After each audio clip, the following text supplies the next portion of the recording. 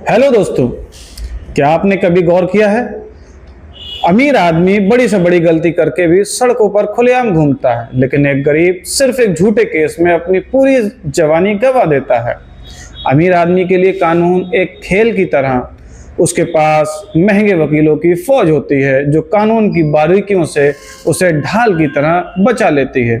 लेकिन एक गरीब इंसान कानूनी चक्रव्यूह में अकेला खड़ा होता है।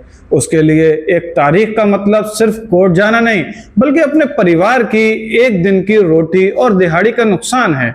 अमीर पैसे के दम पर वक्त को खरीद लेता है और गरीब न्याय के इंतजार में अपना वजूद खो देता है।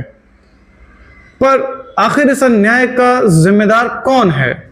सबसे पहले जिम्मेदारी है हमारे प्रशासन की। प्रशासन जिम्मेदार है, जहां कई बार सिस्टम रसूखदारों के आगे झुक जाता है और गरीब को सॉफ्ट टारगेट बनाकर केस की फाइल बंद कर दी जाती है।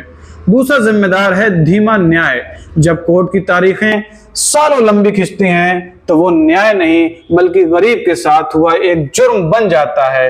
कानून ने भी इसको एक लीगल मैक्सिम की दर्शाया है, justice delayed is justice denied.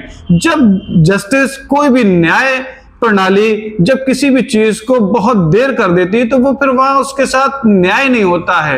ये कानून ने भी बताया है। और तीसरा सबसे बड़ा जिम्मेदार हमारी खुद की अज्ञानता है।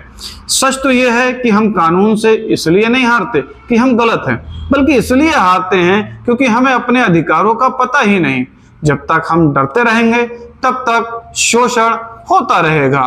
याद रखिए, जानकारी ही आपकी सबसे बड़ी ताकत है। संविधान का आर्टिकल 39A आपको मुफ्त वकील का हक देता है।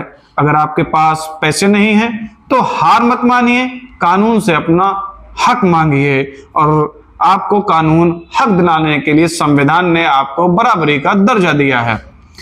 डरिए मत, कानून को अपनी ढाल बनाइए, बोझ नहीं। अगर ये बात सही लगी हो तो इसे शेयर जरूर करें ताकि किसी और मासूम की जवानी जेल की सलाखों के पीछे बर्बाद ना हो। धन्यवाद।